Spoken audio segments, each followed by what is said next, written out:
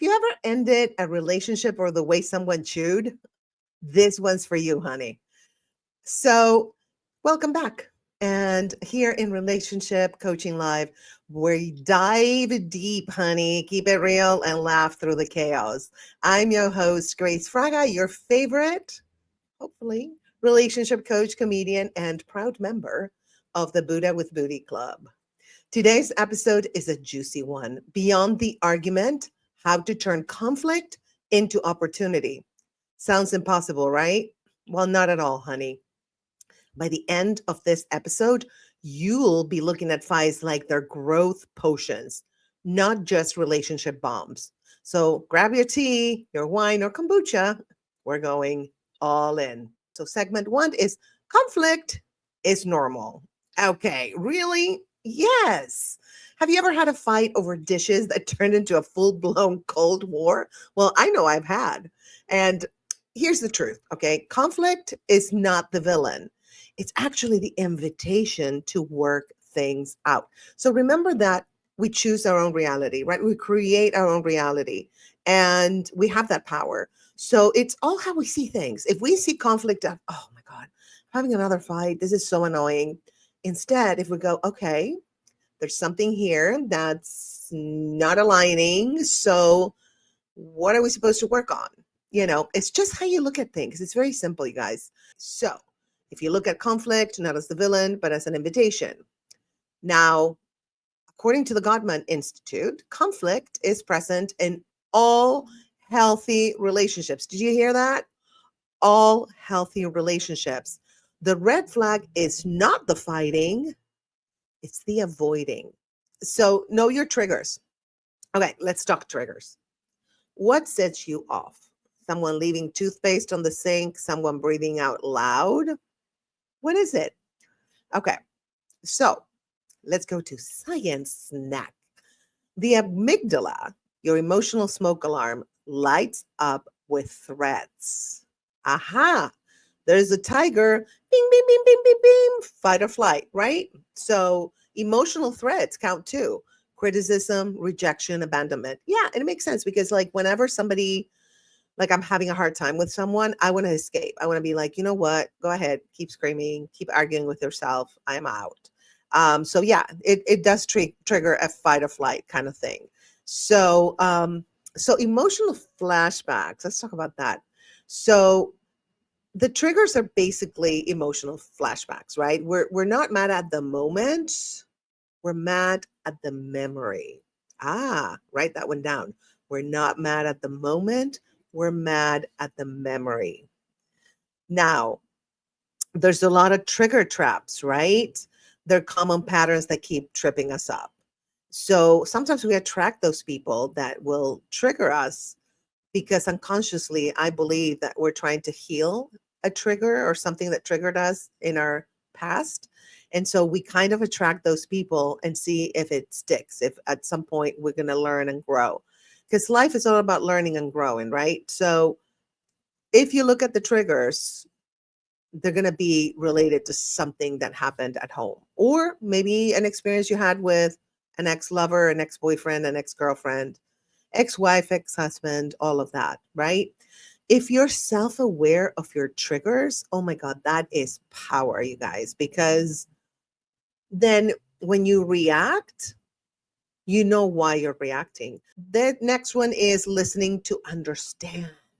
Yeah, not listening to like, what's my next response, right? We've all done it, right? Like we nod while planning our comeback. We all do it. That's not listening, that's rehearsal. So here's the science snack, okay? Active listening triggers oxytocin, the bonding hormone. It builds emotional safety.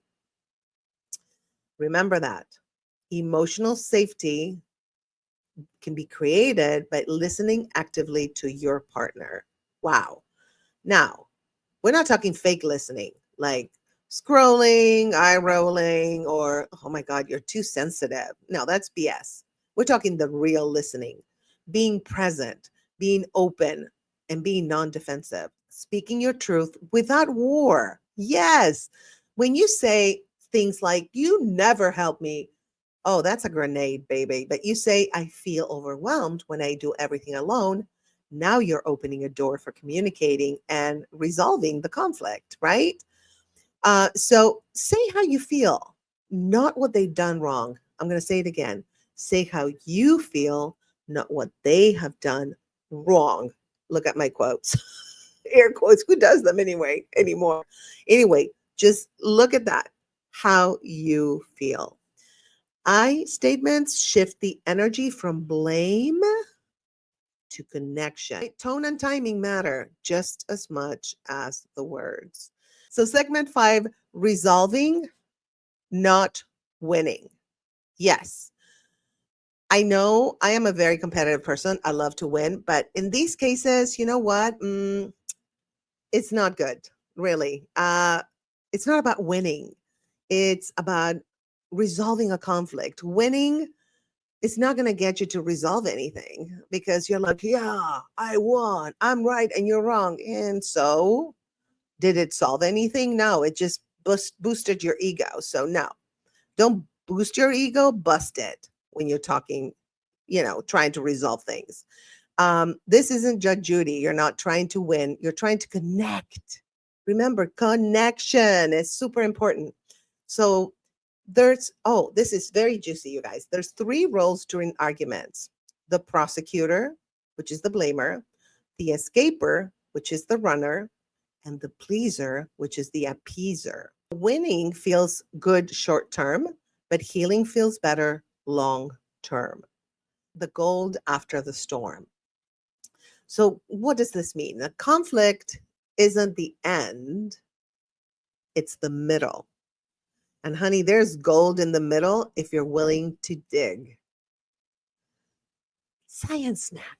Couples who resolve conflict respectfully report stronger intimacy and lower cortisol, which is the stress hormone. So you resolve conflict and then you have more intimacy and less stress. Sounds really good, right? So, yeah, that's gold, definitely. When to walk away. Yeah. Some arguments don't end with I love you. They end with I love me enough to leave. And that's okay.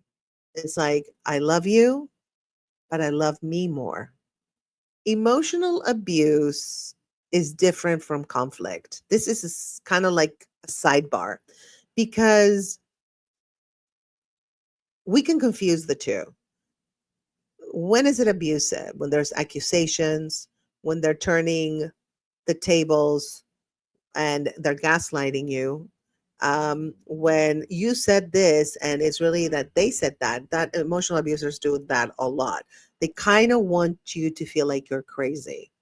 So you got to watch out for emotional abuse. So another thing is when we're in a relationship, we need to ask ourselves, is this relationship expanding me or eroding me? And always remember, sorry about the cough, you're not broken, you're becoming.